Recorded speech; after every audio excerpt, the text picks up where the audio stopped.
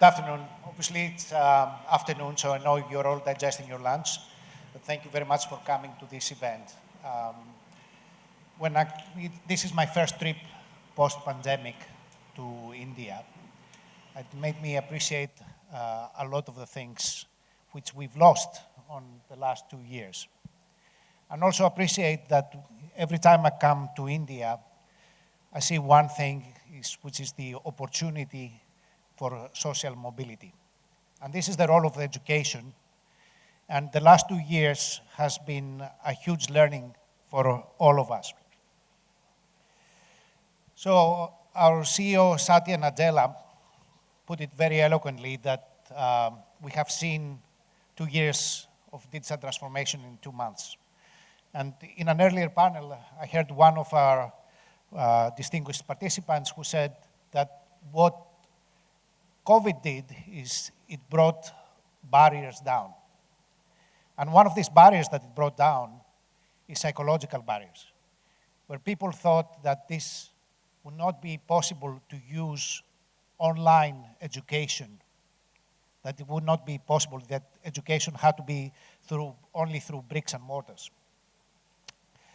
And when we look about what happened from March 2020 onwards, we've seen that during the lockdowns, we had educators had almost overnight to respond to this crisis, unprecedented crisis. Some universities were locked down on a Friday and they had to operate on Monday through the heroic efforts of the IT people supported by the administrations and some of their technology partners like Microsoft. Then, after the initial phase of where there was this response, they had to take some of these lessons. What worked, what didn't work. A lot of pedagogy around, what is the role of training, what is the role of change management, what is the role of equity. And we had an earlier conversation about equity, and this is one part that we have to come back, equity and inclusion. But 2.5 years onwards, we're in the phase that we are talking about reimagining. Because now we have seen that it's possible. And it's possible to deliver on the original promise of education to improve on social mobility, to create social mobility, to increase access, to increase inclusivity, to provide accessibility to people with disabilities. So, when we say now that we are talking about transformation, what does transformation look for you? Transformation is not something which is abstract and general. It has to be personal. It has to deliver on the promise of your institution, on the promise of your organization. What does transformation look like? How do you think about it on this future that the technology can bring? Think about it because I think, look at the learnings that we've had and look about what does transformation is to your institution. So you might say, hey, there's a lot of things. And the previous slide, I'll go back because I saw someone was taking a picture and maybe did not have time for that. You can see that there's a lot of different aspects. And you might say, hey, where do we start? What comes first? What comes second? How do these things connect? There's 100 things which we will be doing. So for that, Microsoft has developed the Higher Education Transformation Framework. That is a systematic way that it allows any institution, any organization, a ministry, a state council to look about how to design systematically the transformation process. So today I want to talk and emphasize about the hybrid learning and what does hybrid learning and the personalized experiences do. First is, what is really hybrid learning? We talked about this. Is it something which is very tangible, which we can define it precisely? Well, it's a spectrum of things, and we know that this spectrum covers everything from being completely physical on the bricks and mortars to complete online. And a hybrid has all these different intermediate, but it's not a one thing. It's a lot of different instantiations. And why is this important is because you have to design the experiences around that. You have to be intentional on hybrid, on these different modes that are possible. So the way that Microsoft allows you to design these hybrid experiences for your students, for your educators, for your faculty, for your employees, is through first digital classrooms. It's also about learning spaces, because right now the spaces have changed. Just before the pandemic, I visited a top 20 ranked university in North America, and the Vice Chancellor there, she was very proud about the investments they have done on modern amphitheaters. And the amphitheaters, of course, reflected the way that we were doing teaching and learning then. We're the one-to-many, but now we have learning spaces. These amphitheaters are not anymore good enough. We have learning spaces because learning is collaborative, and it has to be collaborative whether the attendance of the students or the faculty are in person or remote. And data and AI is allowing us to be able to draw insights and understand what we are doing. But all these are possible if we have the right foundations. As with every building, you just don't build floors, you lay the foundations first. And the foundations is on security, on accessibility, and inclusivity. And security, it's a very important one. If I ask you here, which is the industry that you think that is more attacked from different threats, what would you say? Can you shout? What is your guesses? Well, a lot might say financial services. Well, it's not. It's education. Education is by far the most attacked industry. Why? Because it's more complex. Because you have bring your own devices. You have environments which cannot be locked down as easily. So nothing of all these experiences can work until we build the right foundations on security. So talking about hybrid learning,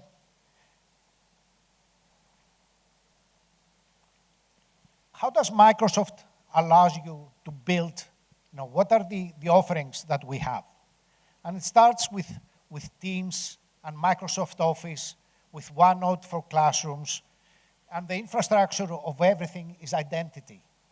You need to have a secure identity, the way you log in order to be able to enable that. People forget that. They just always jump to the next fascinating thing, that they forget that the foundation of everything is identity. Then Teams Rooms is how you instantiate the hybrid learning in the new environment. Devices are important because they're important for inclusivity.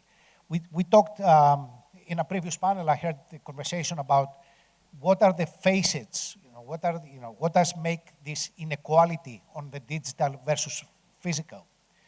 And I would like to digress a little bit that inequity on a digital environment is even more nuanced. It's about having devices which are powerful enough. It's about having access to devices. Sometimes families have to share one device among kids, among adults, and so on. So obviously, you're creating a disadvantage if you don't have access to a device. Then it's also having the right broadband infrastructure. If there's not good broadband, then you don't have this. And of course, India is blessed on having a very advanced infrastructure, particularly on wireless. I hear 5G will be here very, very soon. So it's creating a huge opportunity on driving more equity. But it's also other things which are less obvious. And one of these things is space. Have you tried during the pandemic having a conference call with kids screaming on the background? No, everybody, I see people nodding. It's very familiar. All of us had this. So not having space of your own, it's also creating inequity. So we have to think about all this because, as we are going to facilitate this, we have to make sure that our students and our faculty, because inequity doesn't only impact students, it also impacts faculty, have access to that. And what can you do? A lot of universities, what they have done is they either purchase device centrally, so they can provide an equal ground to all their students, or they acquired loaner devices which they can loan when your device is broken down. Have you thought about this? Your car might break down, and then you need to take an Uber. But what happens if your device breaks down? How do you participate in the new environment? You have to think about it. And when we talk about equity and inclusivity, we have to think about all these details. And accessibility. Microsoft's mission, and Nafta's talked about this, is for every person and every organization to achieve more. We say every person. There is 1 billion people around the world with disabilities. What do we do about that? So now, through the investments that we have made on technologies with the Immersive Reader, which is available with Office, it's possible to help all these people with dyslexia to improve on their, and be equal participants. And then insights, which is, I will come back because, how do you understand what happens on a digital environment? So the way it all starts is with Microsoft Teams. And I know a lot of you have been being able to use Microsoft Teams, and a lot of states here in India have been able to use Microsoft Teams as an environment, as the platform to be able to enable remote learning. But Teams, it's more than a video conferencing. People say, hey, this is a video conferencing. No, it's not. It's an environment, it's a platform. It's a platform that supports natively Microsoft 365 application. What does it mean natively? It means that you don't have to jump and open Word or Excel or PowerPoint. It's all available from Teams. You don't have to change it, because when you change, you are losing your attention, you are losing your focus. Having this natively on the environment, it allows you to have, to remain concentrated on the task at hand. And it has Viva, which is a platform for engagement for students, for educators, for insights, for learning. Then a lot of other educational apps like Kahoot are available on Microsoft Teams. The whole Microsoft Cloud lights up on Teams. It's integrated through the Power Platform and LMSs. Canvas and Blackboard and Moodle are all natively supported.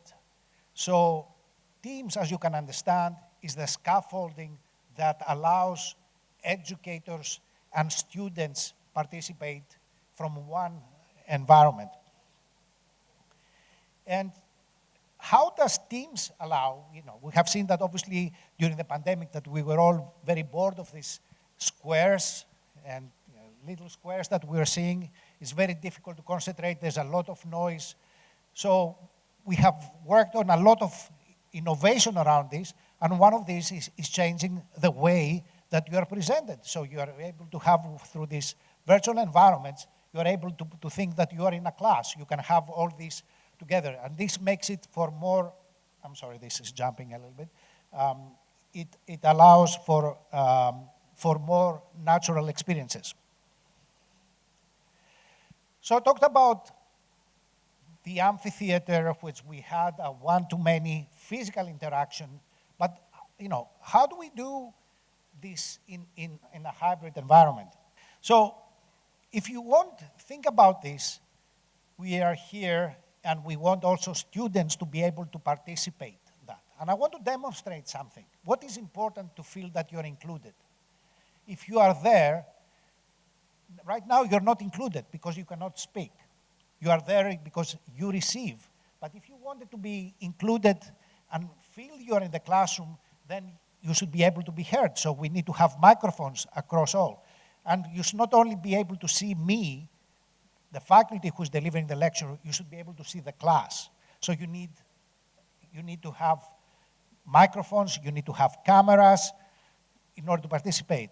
And you don't want to see just someone on the screen. You want also to be able to see the slides at the same time, and you want to see a physical demonstration. So you will need a Microsoft Surface Hub to be able to see that. So meeting rooms now, auditoriums have to be redesigned to support the new environment. And I talked earlier that right now that we have the need for more flexible spaces. And we have discussion rooms where, again, you have to be facilitated that some of the people who participate on that should be remote. Because that's inclusivity, is not to punish the people who are not there. Inclusivity means you have to design, you have to be intentional about the people who are present and the people who are not there. So you need to have this environment. And at the same time, you also have these collaborative spaces, but you have the personal spaces. You should not assume that necessarily the faculty will be there. The faculty might not be there because they would have to care for the family, or they are sick or something. There's no reason to cancel the class. I was being told one of the big benefits that the new environment had, I was in Canada earlier, is that this year they didn't have to close down the university when there was snowed out. Before, or the prior years, before the COVID, whenever there was a heavy snowfall and the campus was closed, they had to cancel the lessons. Now this is not, they don't have to do it. They can continue participating, designing classes, because now the educators and the students can be online. But in the hybrid environment, then you might think that this doesn't concern a on-off switch, but it's a personal choice for the faculty, for the student, when to come onto campus and when to stay home. So you have all this. What you need to think is, we used to talk about amphitheaters and some classrooms, but now we have a richer environment, and this environment allows for the collaborative learning, whether you are in the campus or remotely. So my session is titled Making It Real, so I want to give you also some of the examples. One of the examples is University of Southern Florida, about how they thought about the environment on creating these spaces. And their motivation, University of Southern Florida being where it is, it's Disney. They didn't think about their competition being MIT or Harvard or Stanford. They thought when they were designing the experiences that they should be as immersive as Disney is, as Disneyland in Florida. So this is how you need to think, is how do you engage people? How do you create the right opportunities for them to collaborate? Another example is University of New South Wales, where in the year one courses, David Kellerman, a professor of mechanical engineering, he used to have 500, 600 students before COVID. And he designed his classes for the new world before COVID. So what he did is he used Digital Link, he used class notebooks, he used Microsoft Teams as the scaffolding, and he built a bot which allows students to participate and ask questions. Here's what David was trying to address. Every class, whether it's in school or university, the students build their informal networks, whether it's on WhatsApp or Viber or something. They build their informal networks where they participate, where they learn collaboratively. The implication of that is that the educator, the faculty, the lecturer has no idea what happens on this. They don't understand, you don't participate on that, so you have no insights on what's happening in your class. So what David did, he says, I want to make this informal network to be part of my formal learning process, because it's learning process, it's social, it's collaborative, and he says, I need to integrate it. I should not make it external. So he used Microsoft Teams, and then students, what do they want? When they use Uber or Ola, their app, what do? They want instant response. It's not a 9 to 5. They don't want an answer later on. They want an answer anytime they work. So this QBot, the question bot, what allows is to ask a question, and if there is an answer already, it will retrieve the answer and it will raise it to the student.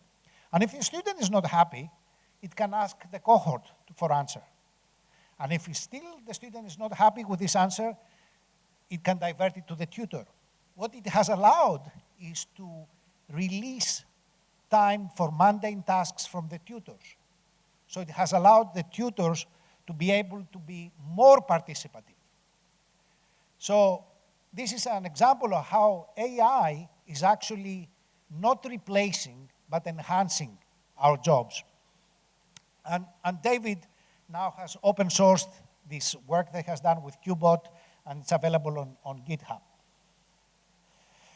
Now, as I said, this was not something that has happened in United States and Australia and so on, but it has happened here. And there's a lot of examples, and the team would be able to address what has been done in a number of collaborations with the state of Gujarat, in West Bengal, Madhya Pradesh. So there's a lot of examples. Please reach out to my colleagues to find out more about this. Okay, shifting slightly gears, I want to talk about insights. So one of the problems if you're an educator, if you're a lecturer, you see the class, you see the participation. I can see the energy levels are low, which is natural because it's after lunch. But what happens if they are remote? What do you understand? How do you do it? Well, actually, the digital environment has a lot more rich signals which are able to understand and help an educator to understand what happens in the class. And it helps to the educator, it helps the student, but it helps also the school leaders to address the three key different points. What happens in terms of engagement? Are students engaged in what they do? And you have many signals about, how many people show up, when do they submit their assignments, how often they're collaborating. So you have a lot of digital signals to understand how is engagement. And then you have the assignments, the class assignments, and you have to see how many of these assignments are turned on, how many are on time, and so on. And the third dimension, because we're not only talking about engagement and assessment, it's about well-being. And we know that the pandemic has a huge impact on students' well-being from many different, from isolation, from fear, from anxiety. So again, through having questions on your well-being allows the educator to understand what happens in the class. And I said earlier about what are the expectations of this Generation Z, what is happening. And I said that University of Florida is not looking at Stanford and MIT, but they are looking at Disney. So in the same way that your experiences is about whether you feel happy with the experience you have, you always think about the experience you have with Uber, you think about the experiences you have with Spotify, with Netflix, and so on. This generation of digital natives, this is their expectations to have from their university. They have to have the same level of experiences. They want to be able to use their mobile phones and their laptops any time of the day, wherever they are. So this is what shapes the shape of what we need to provide to the students. So if we are talking about personalized experiences, what we need to think is that these experiences should be seamless. The experiences that you have is the ones that do not stand out. You don't have to go to the web, to the portal. These are old-fashioned. You have the app, you ask what you want to do, and it happens. It has to be not present. That's the seamless and intelligent. It has to be contextual. It has to understand where you are. The same way that when your transport app understands your location, it doesn't ask you where you are. It knows where you are, and it provides you the answer. And it's data-driven. It understands what you want. It understands the context to provide you.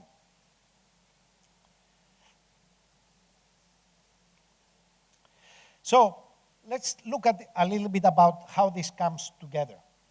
So the way that you start the scaffolding is having data. In order to be able to provide these experiences, you need to have data. So it starts with Dataverse. And then it's being integrated through a series of apps that the Microsoft Cloud can enable.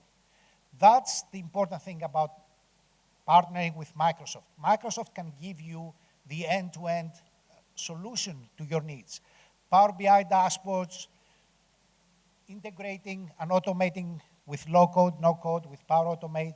Dynamics 365 brings this as a CRM together, and the virtual agents with bots and so on. So Microsoft brings you this end-to-end story which is underpinned by security.